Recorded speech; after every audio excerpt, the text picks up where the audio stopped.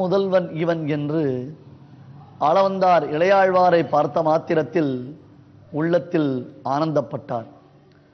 உடனே இந்த மாபெரும் செல்வம் நம்முடைய சம்பிரதாய செல்வத்தை வளரச் செய்ய போகின்றது, ஆகையால் இந்த செல்வம் அழியாமல் காப்பாற்றப்பட வேண்டும் என்று வரதனிடத்தில், அங்கே புண்ணியகோடி விமானத்தின் பொற்கலசங்களின் அடியில் எழுந்தளிக்கக்கூடிய வரதனிடத்தில் சரணாகதி செய்து பிரார்த்தனை செய்து கொண்டார். அது முதற்கொண்டு இந்த திருச்சுற்று யமுனைத்துறைவர் திருமுற்றம் திருச்சுற்று என்று வழங்கப்படுகின்றது. முதல்வன் என்றால் என்ன? ஆளவந்தார் ஏற்கனவே இவரை பார்த்திருக்கிறாரா? ஒரு நிமிடம் ஆளவந்தார் இளையாழ்வாரை உற்று பார்த்து, ஆஹா, நாம் இவரை கண்டிருக்கிறோமே, இவரிடத்தில் நமக்கு அனுபவங்கள் உண்டாயிற்றே என்பதாக நினைத்தாராம். அது என்ன? இப்பொழுது தான் திருக்கச்சி நம்பிகள் முதல் முறையாக அவர்தான் இளையாழ்வார் என்று அரவ பிரகாசருடன் செல்லக்கூடிய இளையாழ்வாரை ஆளவந்தாருக்கு காண்பித்துக் கொடுத்திருக்கிறார். இந்த இளையாழ்வாரை பார்க்க வேண்டும் என்னும் எண்ணத்துடன் தான் திருவரங்கத்திலிருந்து ஆளவந்தார் காஞ்சிபுரத்திற்கு பெருமாள் கோவிலுக்கு வந்து சேர்ந்திருக்கிறார். வரதனை சேவித்துக் கொண்டு அடுத்த நொடியில் வரதனை சேவித்து விட்டு வெளியே வந்ததான ஆளவந்தார் இனி நான் இளையாழ்வாரை பார்க்க வேண்டும் என்னும் பேராவலுடன் வந்திருக்கிறார். அப்படி இருக்கும் பொழுது முதல்வன், ஆஹா, இவரை நான் பார்த்திருக்கிறேன், இவரை நான் அறிவேன் என்று எவ்விதம் சொல்ல முடியும் என்றால், இந்த சம்பவம் நடைபெறுவதற்கு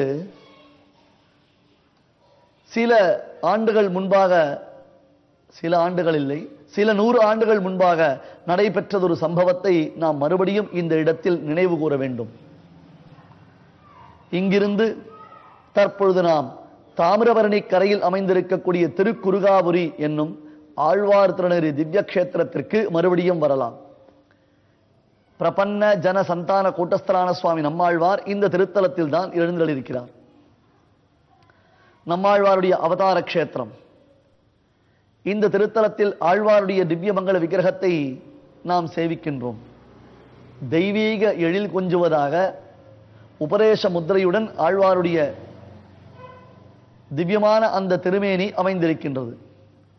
இந்த திருமேனி எவ்விதம் ஏற்பட்டது, எப்பொழுது ஏற்பட்டது, யார் வடித்தார்கள் என்று ஆராய்ந்து பார்த்தோமேயானால் அதற்கு பின்புலத்தில் ஒரு சரித்திரம் அமைந்திருக்கிறது. நம்மாழ்வாருடைய பிரிய சிஷ்யர் மதுரகவி ஆழ்வார் ராமானுஜ வைபவத்தின் ஆரம்ப காலங்களில் குரு பரம்பரையின் பெருமைகளை எல்லாம் நாம் தொடர்ந்து சொல்லிக் கொண்டு வந்த காலத்தில் ஆழ்வார் திருநெறி நம்மாழ்வாருடைய பிரிய சிஷ்யரான மதுரகவி ஆழ்வார் இவர்களுடைய சரித்திரங்கள் வெகு விரிவாக எடுத்துரைக்கப்பட்டிருக்கின்றன. அவற்றையெல்லாம் அன்பர்கள் நினைவு கூறும்படியாக பிரார்த்தித்துக் கொள்கிறேன். நம்மாழ்வாருடைய பிரிய சிஷ்யர் மதுரகவி ஆழ்வார். அந்த நம்மாழ்வார் பரமபதித்த பிறகு, அதாவது ஆழ்வார் தன்னுடைய அவதார நோக்கம் என்னவோ அந்த அவதாரத்தை தான் முடித்துக் கொண்டு மறுபடியும் வைகுண்டத்திற்கு சென்ற பிறகு ஆழ்வாருடைய பிரிவு தாங்க முடியாமல் அவருடைய திவ்ய மங்கள விக்கிரகத்தை பிரதிஷ்டை செய்ய வேண்டும் என்று மதுரகவியாழ்வார் ஆசை கொண்டார். அதற்காக நம்மாழ்வாருடைய திவ்ய மங்கள விக்கிரகத்தை தான் வார்ப்பெடுக்க வேண்டும் என்று நினைத்தவராக ஆழ்வாரையே உள்ளம் உருகி பிரார்த்திக்க, ஆழ்வார் தாமிரபரணியின் நதி ஜலத்தின் ஒரு சில பச்சிலைகளை இட்டு அதனை காய்ச்சி எடுத்தால் அதிலிருந்து உலோகம் தாமிரமானது பிரிந்து வரும். அந்த தாமிரத்தில் வார்ப்பெடுத்தானால் என்னுடைய திவ்யமங்கல விக்கிரகத்தை அடையலாம் என்று சொன்னாராம். இதையெல்லாம் கீழே சொல்லி இருக்கிறேன், இருந்தாலும் மறுபடியும் ஒரு முறை, ஏனென்றால் அந்த சரித்திரத்தை சொன்ன பொழுது அங்கே சொன்ன விஷயத்திற்கும் இப்பொழுது ஆளவந்தாருடைய சரித்திரத்திற்கும் தொடர்பு உண்டு என்பதாகவும் அடியனால் சொல்லப்பட்டது. ஆகையால் தான் இவ்வளவு விரிவு. தாமிரபரணி நதியில் தண்ணீரில் சில பல பச்சிலைகளை இட்டு அவற்றை நன்கு காய்ச்சினால் அதிலிருந்து தாமிரம் தனியாக பிரித்தெடுக்கப்படுகின்றது. அந்த தாமிரத்தை கொண்டு நம்மாழ்வாருடைய திவ்ய மங்கள விக்கிரகத்தை மதுரகவியாழ்வார் வார்ப்பெடுக்கிறார். மிகுந்த ஆவலுடன் உபதேச முத்திரை இரு திருவடிகளையும் பத்மாசனத்தில் அமர்த்தி வைத்து இடது திருக்கையை அந்த மடையின் மீது வைத்துக் கொண்டு உபதேச முத்திரையுடன் ஆழ்வாருடைய திவ்யமங்கல விக்கிரகம் வரப்போகின்றது என்று ஆவல் பொங்க மதுரகவியாழ்வார் காத்து கொண்டிருக்கும் பொழுது அவர் திடுக்கிடும்படியானதொரு சம்பவம் நடைபெற்றது. இரு கைகளையும் கூப்பிக்கொண்டு அந்த கைகளுக்கு நடுவே அமைந்திருக்கக்கூடிய திருதண்டத்துடன் இடுப்பில் சாற்றப்பட்டிருக்கக்கூடிய பைந்துவர் ஆடை எனப்படக்கூடிய காஷாய வஸ்திரத்துடன் தலையில் கட்டுக்குடுமியுடன் ஒரு சந்நியாசியின் வடிவம் வெளிப்பட்டது. நம்மாழ்வாருடைய திவ்யமங்கல விக்கிரகத்தை தான் வடிக்க வேண்டும் என்று மதுரகவியாழ்வார் ஆசை கொண்டு அதற்குரிய முயற்சிகளை செய்து வந்தால், இப்பொழுது இரு கைகளையும் கூப்பிக்கொண்டு ஒரு சன்னியாசியினுடைய விக்கிரகம் வருவதை பார்த்த மாத்திரத்தில் மதுரகவியாழ்வார் திடுக்கிட்டு போனார். ஐயோ, என்ன இது விபரீதம்! நம் ஆழ்வாருடைய திருவுருவம் இல்லாமல் வேறொரு திருவுருவம் உண்டாகின்றது. இது ஏன் இப்படி ஒரு விபரீதம் விளைந்ததற்கு என்ன காரணம் என்பதாக உள்ளம் மயங்கி மனசுக்குள்ளே பலவிதமான எண்ணங்கள் அலைமோத, ஆழ்வாரே, இப்படி ஆகிவிட்டதே, நான் என்ன செய்வேன்? ஆழ்வாரே, இது போன்றது அசம்பாவிதம் நேரிட்டு விட்டதே என்று மதுரகவியாழ்வார் மனம் மயங்கினார். அப்பொழுது நம்மாழ்வார் மதுரகவியாழ்வாரை ஆறுதல் படுத்தினார். நம்மாழ்வார் அவருக்கு முன்னதாக தோன்றி மறுபடியும் ஆறுதல் படுத்தினார். மதுரகவியே, நீர் வருந்த வேண்டாம். பொலிக பொலிக பொலிக போயிற்று வல்லுயிர் சாபம் கலியும் கெடும் கண்டு கொள்மில். இது நம்மாழ்வாருடைய பாசுரமாம். பொலிக பொலிக பொலிக போயிற்று வல்லுயிர் சாபம் கலியும் கெடும் கண்டு கொள்மில். இப்பொழுது கொடுமையான கலியுகத்தில் நாம் இருக்கிறோம். கிருதயுகம், திரேதாயுகம், துவாபர யுகம் முதலான யுகங்களில் மக்களுக்கு தர்ம சிந்தனை இருந்தது. மக்கள் சத்காரியங்களை செய்வதில் ஈடுபாடு காண்பித்தார்கள்.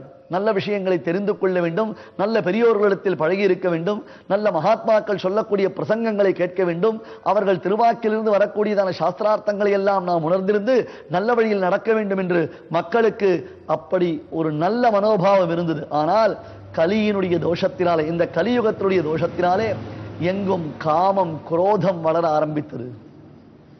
ஒருத்தருக்கொருத்தர் பிரியமில்லாத தன்மை வெளிப்பட ஆரம்பித்தது. நம்பிக்கை இல்லாமல் ஒருத்தருக்கொருத்தர் வஞ்சனை செய்ய ஆரம்பித்தார்கள், கபடமாக நடக்க ஆரம்பித்தார்கள்.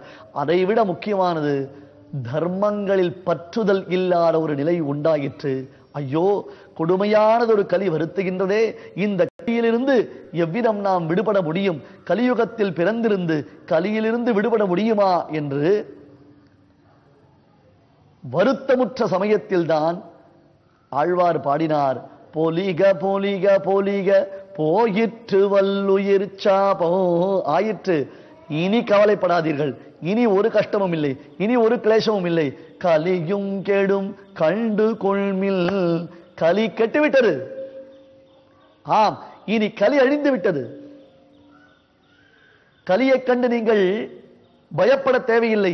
இனி கலியிலேயே நாம் களியுடன் இருக்கலாம். ஆம், களிப்புடன் இருக்கலாம். ஏன்? பவிஷ்யத், பவிஷ்யத் என்றால் பின்னாளில், இனி வரக்கூடிய காலத்தில் ஒரு சுவாமி பிறக்கப் போகிறார், ஒரு ஆச்சாரியர் பிறக்கப் போகிறார். அந்த ஆச்சாரியருடைய உபதேசத்தினாலே உலகமே ஓய்ந்து விடப் போகின்றது. இதுவரையிலும் மக்கள் மனதில் இருந்த காமக்ரோதங்கள் விலகி அவர்கள் உன்னதமானதொரு நிலையை அடையப் போகின்றார்கள், உயர்ந்த ஒரு நிலையை அடையப் போகின்றார்கள். ஆகையால் கலியில் இருப்பவர்கள் கூட கிருதயுக தர்மத்தை போன்றதொரு காலத்தை கொண்டாடப் போகிறார்கள் என்று ஆழ்வார் பாடினார். அந்த பாட்டினுடைய அர்த்தத்தை இப்பொழுது ஆழ்வார் மதுரகவிகளுக்கு சொல்லுகிறார். இப்படி நான் பாடினேனே, நான் பாடியதனுடைய பொருள் இந்த விக்கிரகம்தான். ஆம், இதற்கு பவிஷ்யத் ஆச்சாரியர் என்பதாக பொருள். பவிஷ்யத் என்றால் பிற்காலம், அதாவது இனி வரக்கூடிய காலம், எதிர்காலம், ஃபியூச்சர் டென்ஸ் என்கிறோம் அல்லவா ஆங்கிலத்தில். நாமே இந்த கலியுகத்தில் மறுபடியும் திருதண்ட காஷாயத்துடன் சுவாமி ராமானுஜர் என்னும் திருநாமத்துடன் அவதாரம் செய்ய போகின்றோம். கலியினால் வருத்த வரும் மக்களுக்கு சாத்வீகமான மனோபாவத்தை உண்டாக்கப் போகிறோம்.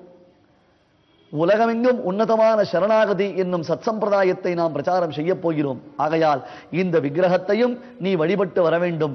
இதற்கு பிறகு மறுபடியும் தாமிரபரணியின் தண்ணீரை காய்ச்சினால் நம்முடைய திவ்யமங்கல விக்கிரகம் உண்டாகும் என்று நம்மாழ்வார் சொல்ல, மதுரகவியாழ்வார் அகமகிழ்ந்து மறுபடியும் தாமிரபரணியின் தண்ணீரில் இருந்து இப்பொழுது நாம் சேவிக்கக்கூடிய நம்மாழ்வாருடைய திவ்யமங்கல விக்கிரகத்தை பிரதிஷ்டை செய்வித்தார். இன்றும் ஆழ்வார் சன்னதிக்கு அருகில் இருக்கக்கூடிய ராமானுஜ சதுர்வேதி மங்கலம் என்னும் இடத்திற்கு சென்று சேவித்தால் பவிஷ்யத் ஆச்சாரிய விக்கிரகத்தை நாம் சேவிக்கலாம். அந்த பவிஷ்யத் ஆச்சாரிய விக்கிரகத்தை நாதமணிகள் மூலமாக அடைந்திருந்த ஆளவந்தார் நம்மாழ்வார் ஒருவரை குறித்து சொன்னாரே, அவர் பின்னாளில் அவதாரம் செய்ய போகிறார் என்று.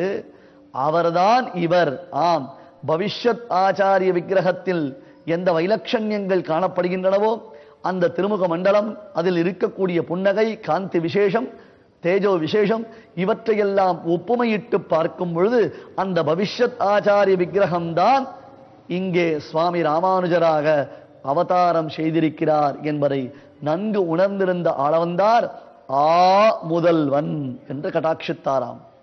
நம்முடைய பூர்வர்கள் மெய்சிலிருக்க வைக்கும் இந்த சரித்திரத்தை நமக்கு அற்புதமாக உணர்த்துகிறார்கள். பவிஷ்யத் ஆச்சாரிய விக்கிரகம் எப்படி இருக்கின்றதோ, அந்த திருமேனி எத்தகையதோ, அவரே அப்பொழுதே அப்படியே இப்பொழுது சுவாமி ராமானுஜராக எம்பெருமானாராக அவதாரம் செய்திருக்கிறார்.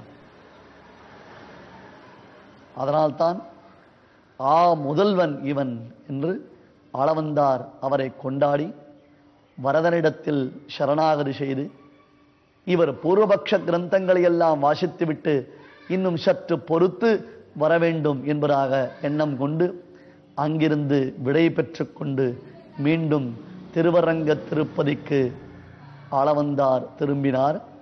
இளையாழ்வார் யாதவ பிரகாஷரிடத்தில் கல்வி பயின்று கொண்டிருக்கிறார்.